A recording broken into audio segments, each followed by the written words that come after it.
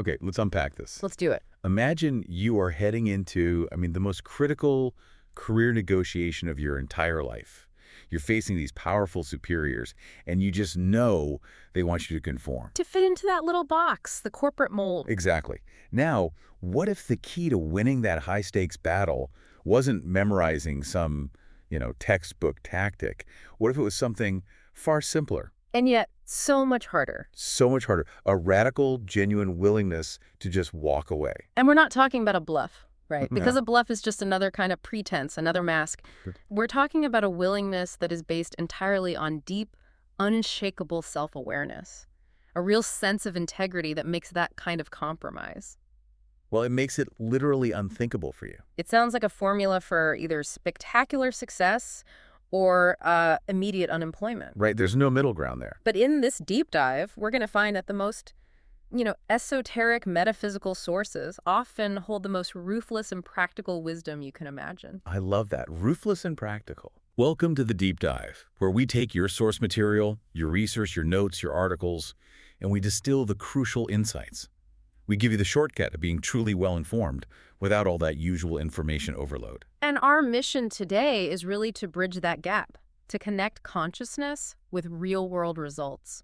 We're examining how radical self-honesty can become your ultimate non-negotiable leverage. Whether you're in the boardroom or, as we'll see, dealing with some really fundamental issues right at home.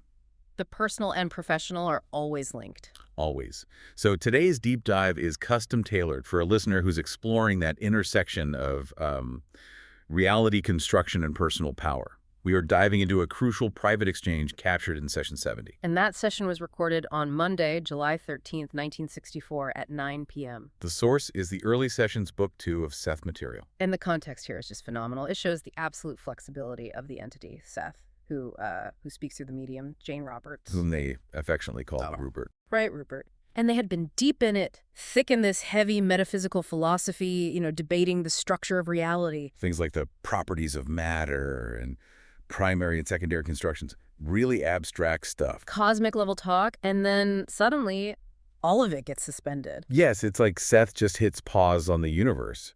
And why? Because a very immediate, intensely personal, and high-stakes professional crisis literally walked into the room. The visitor was a man named John Bradley, but he's referred to by his entity name Philip. And John was really struggling. I mean, the notes say he was feeling depressed, upset, and just deeply conflicted about this prospect of having to face intense corporate conformity at his job. He worked at a drug company. Right. And he was wrestling with his self-image versus the public role he was expected to play. It was tearing him up. Now, a quick but I think a really necessary aside here that just underscores the generosity of this early community. Oh, yeah, this is great. John Bradley brought with him carbon copies of those early sessions. Yeah. A friend of his had been painstakingly typing them up. Can you imagine? And the original hosts, Jane and her husband Joseph, who took all the notes, they were so incredibly grateful for that. It really helped preserve those foundational transcribed teachings. That community effort, that preservation, it really sets the stage for everything that follows. It really does. And speaking of Joseph and Jane, we get this little logistics note that kind of informs the rest of the deep dive. The recording. The recording. Jane and Joseph decided that night, right before Seth came through, to start recording the sessions more often. So they had the recorder all set up beforehand. All Jane had to do was flip a switch. Which marked a real transition, toward more reliably documented material. It was a big step. It was huge. And Joseph's pre-session notes, they always give us this fascinating peek behind the curtain, don't they? Always. He's trying his experiments. His ongoing attempts at psychological time, basically trying to experience time in a nonlinear way. And he saw a vision. He did. A brief, clear vision of a woman, about 40, short hair, smiling, and she was curled up on a rectangular white screen. Just a flash. Meanwhile, Jane was apparently highly animated during the session itself. The notes say she started in a husky, strong voice and just maintained this regular, fast pace throughout. Which usually signals that Seth is highly focused and really energetic. So you have this amazing transition from the abstract cosmic discussion of matter to the hyper-practical negotiation of self in the material world. And it's all driven by Philip's immediate, palpable need. The crisis forced Seth to ground all those big lessons. He had to make it real. And as always, we want to declare that this deep dive is distributed free of charge on all major platforms for educational purposes. We're using these specific source documents to illuminate these, well, universally applicable principles of integrity and self-knowledge for you, the learner. Okay, let's get into it. So let's jump right into John Bradley's dilemma. He works for this drug company. His job isn't in jeopardy or anything. No, he's a good performer. He's a good performer, but he's deeply restless. He knows he's hit a ceiling and that he needs some serious changes. And the goal, the next step up, is a district manager position, a promotion in title and status. But that promotion comes with a serious, unspoken condition. And that's the source of his depression. He felt he absolutely did not fit the required stereotype personality the company demanded for that kind of leadership role. Set the corporate mask again. Exactly. And he has this crucial meeting coming up in Chicago with his superiors, and he is just agonizing over how much of his unique self he has to compromise or, hide to get the job. And Seth, sensing all this internal conflict, jumps in instantly. He just cuts right through all the surface anxiety. No polite how are yous. None of that. He bypasses the greetings and goes straight to John's emotional core. Seth says, I'm glad that at least Rupert seems merry, since Philip is obviously in such low inner spirits. Wow. That simple statement, low inner spirits, just tells you everything. Seth immediately grasps that the career anxiety is secondary. The job title is just the arena. The real battle is completely internal. And he says that Philip, the entity, cannot fundamentally be different than he is. And what happens if he tries? Seth states that any attempt at pretense will betray him and not serve his purpose. Let's just pause on that for a second, that idea. Yeah. Why does pretense betray you? I mean, in a modern context, we talk about things like cognitive load, right? Consistency. Totally. If you put on a mask, that stereotype personality, it requires an immense amount of mental energy just to maintain it. And the real you, the Philip entity, is always fighting to get out. Precisely. And that internal conflict, it leaks out. It leaks out in these subtle, nonverbal ways. Like what?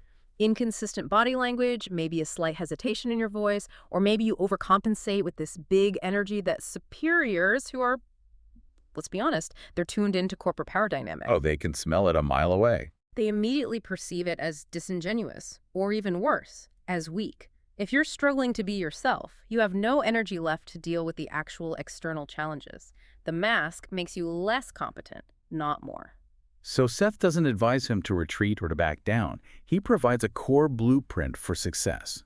And he makes it crystal clear that Philip's absolute stand as an individual is his main hope of success. And he warns him, if he compromises his beliefs, the meeting will result in failure as far as his hopes are concerned. What does that mean exactly? He might still get the job. He might, but he'll hate himself for it. The outcome will destroy his true aspirations, his inner spirit. It'll be a hollow victory. And this is where the metaphysical advisor becomes. I mean, he becomes the world's most ruthless business strategist. It's incredible. The advice isn't some fluffy moralizing. It is a tactical instruction, and it's based on his own performance review.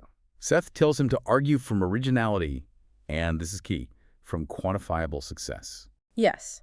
He's instructed to point out that his success so far, his high salesmanship, his proven value to the firm, has been a direct result of his insistence upon following his own nature and acting upon his own ideas. His originality. His originality.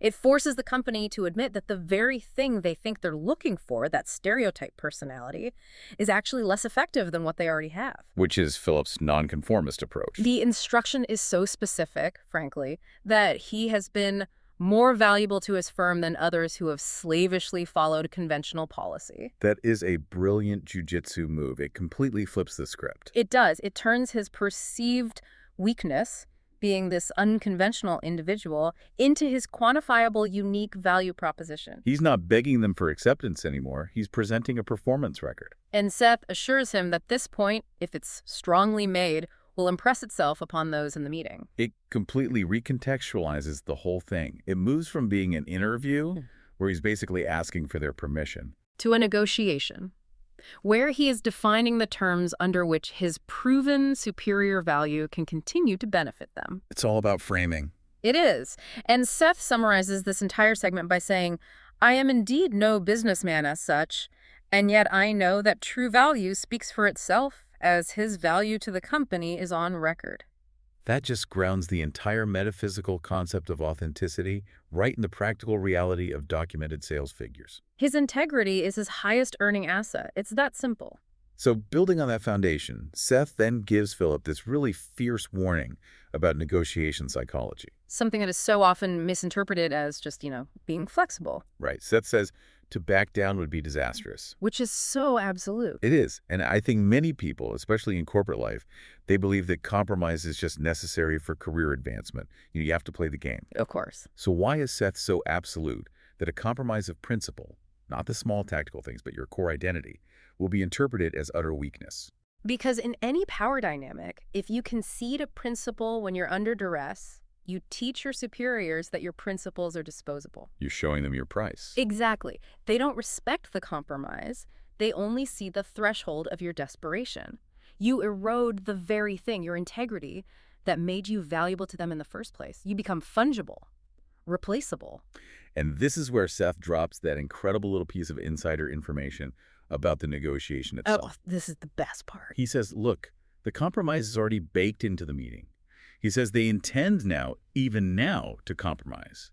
The company's not expecting him to just roll over. No, but he warns Philip that only a firm, principled stand will result in better compromises. Better how? Specifically, he says it will lead to compromises that they are not now considering.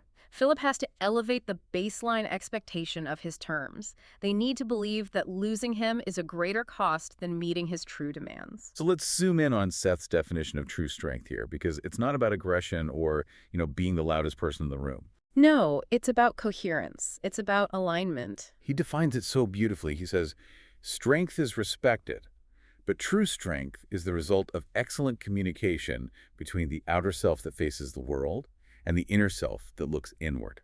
That is such a profound definition of personal power. If your outer presentation, your words, your posture, your expectations, if all of that is perfectly aligned with your deepest inner self, Your integrity, your identity, the Philip entity. that congruence, that coherence, it projects an energy that other people perceive as an unshakable, solid reality. There are just no gaps in your armor for them to exploit. And this coherence then leads to the ultimate bargaining chip, The willingness to risk it all. the willingness to jeopardize financial security.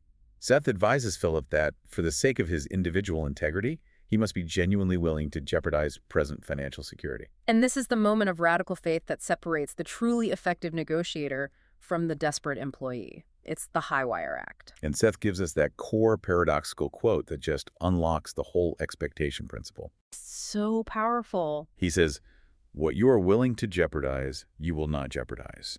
What you fear to jeopardize, you will lose. Wow. Just let that sink in. That statement is worth the entire session right there. Let's unpack that paradox for a minute. It runs counter to every fear-based strategy in the business world, which always dictates that you maximize short-term security. Always protect the downside.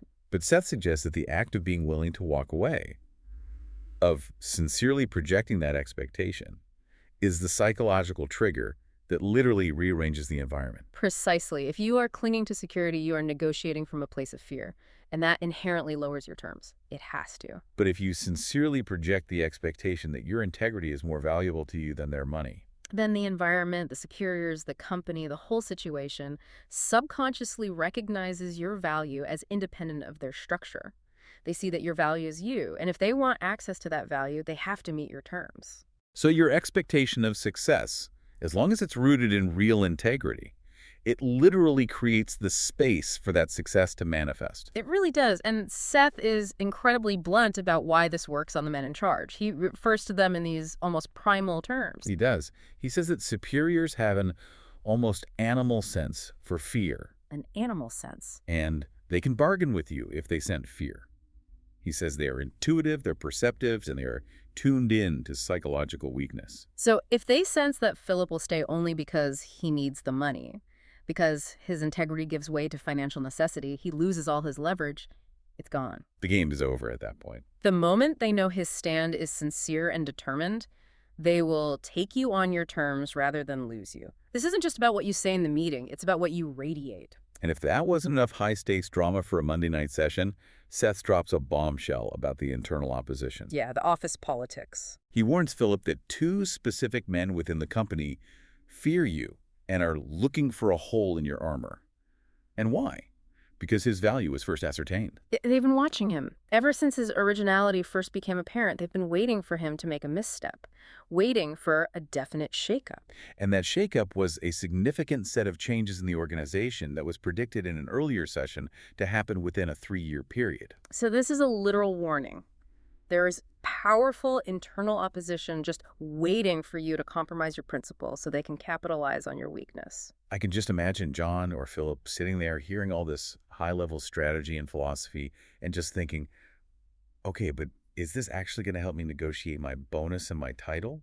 This sounds incredibly risky. Of course. And again, Seth preempts that exact human doubt. It's like he's reading his mind. He says, all this may sound highly theoretical and not practical. He calls it out. He does. And then he says, nevertheless, they know well the independence that is the basis of your value to them. And then he ties it back explicitly to the core lesson of the Seth material they've been studying all along. The power of expectation and its influence on reality. He connects the metaphysical research directly to the boardroom floor. He does. He says, we here have been concerned with expectation and the way it influences the environment and the actual world that you create for yourself.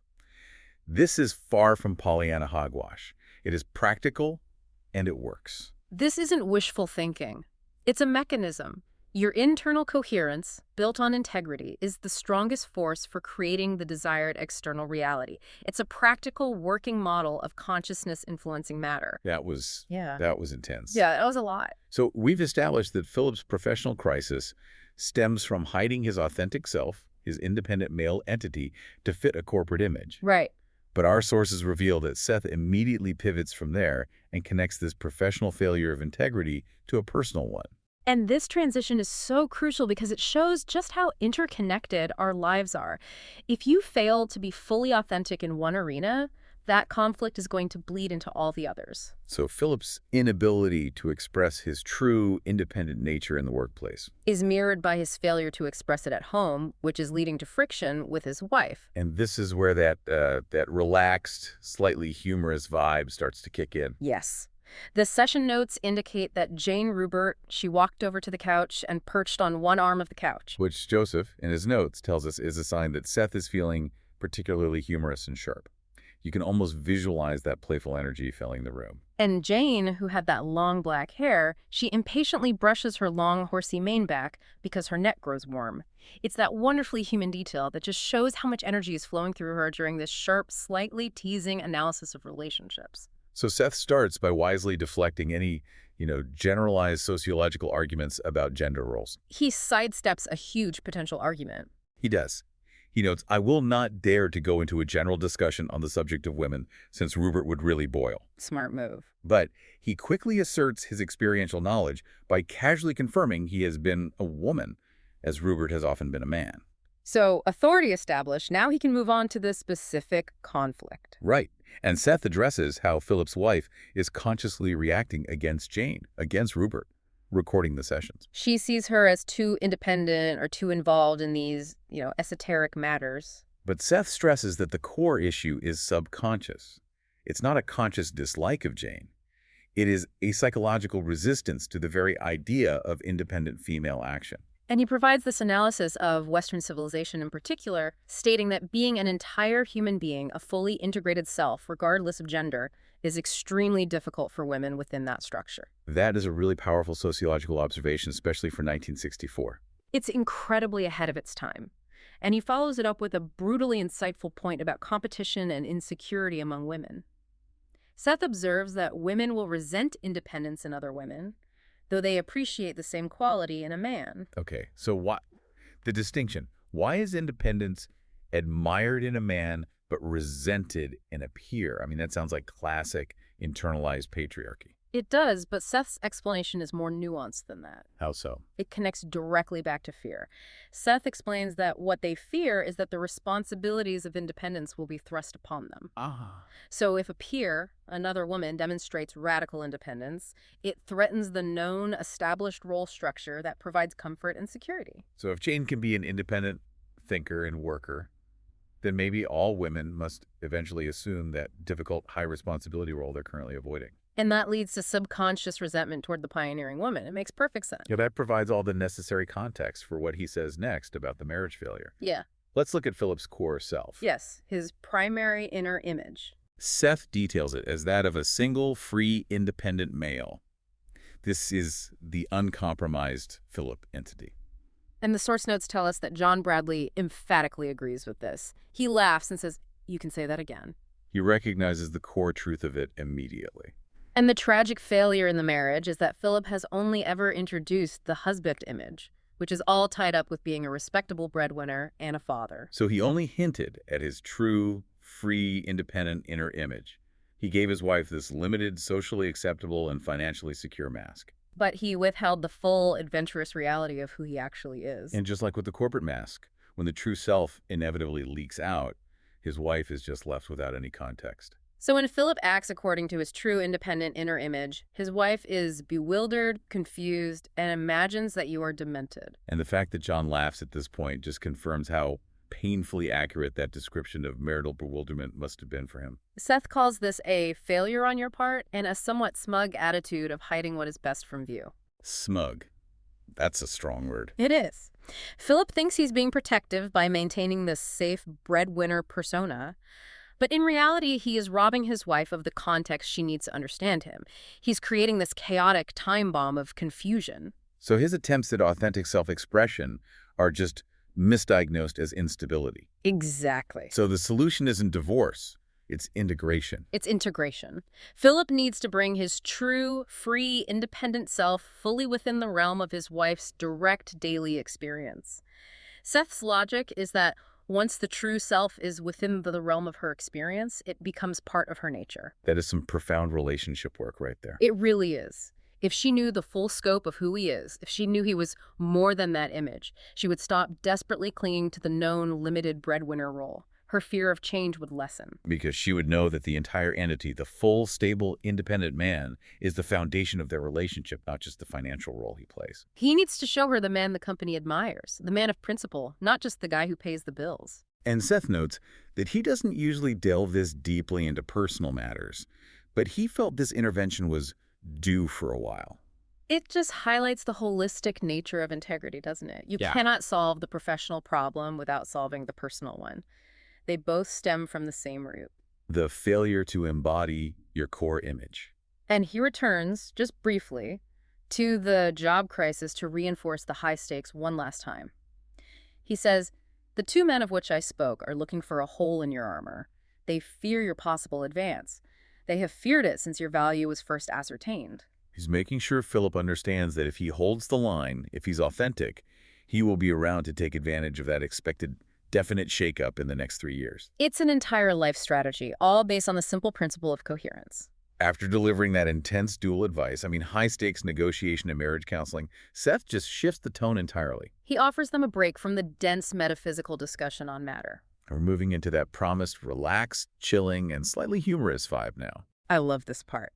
Seth says, with this wonderful informality, "I will let you off if Rupert and you would like to accompany your down-in-the-mouth Philip on his trip from bar to bar." The image alone, this all-knowing entity suggesting a beer run, Mhm. is just fantastic. And the notes say that John, the visitor, he laughed at that, and Jane's eyes were described as very dark, and she grinned while she was speaking.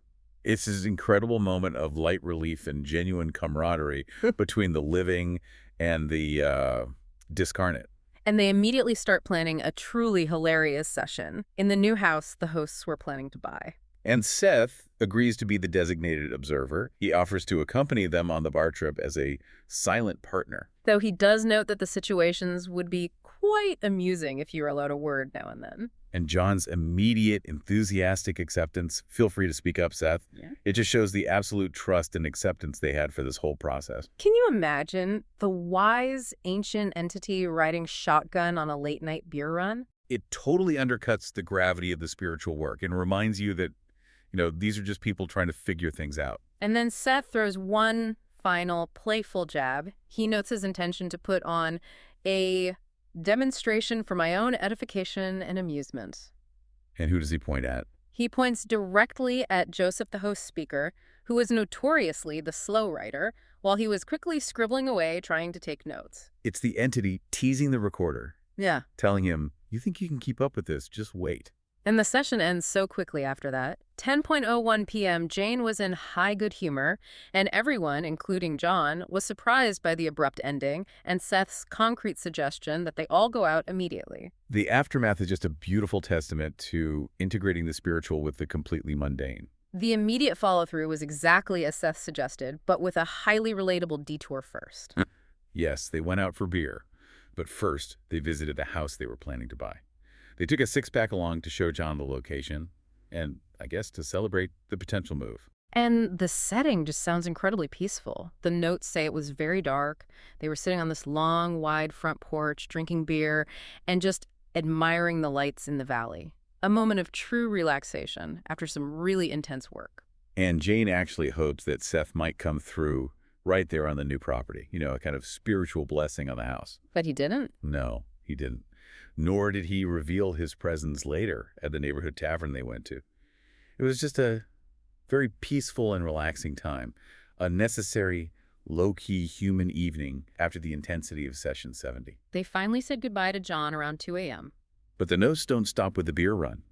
Joseph, the host, he details his psychological time experiments the very next day, on Tuesday, July 14th. And this is where the work that was done in the session shows its immediate physical effect on their reality. He was trying to achieve that desired state of nonlinear awareness, and he had a very specific, very physical psychic experience. The crossed limbs. The crossed limbs. He experienced this incredibly strong, definite sensation. First, he felt as though his legs were crossed at the ankles, even though he knew for a fact he was lying straight. He described feeling the pressure of one ankle upon the other being unmistakable. And then the sensation developed further in his hands. He was lying on his back, hands at his sides, but he began to feel distinctly that his hands were crossed at the wrist and lying upon his waist.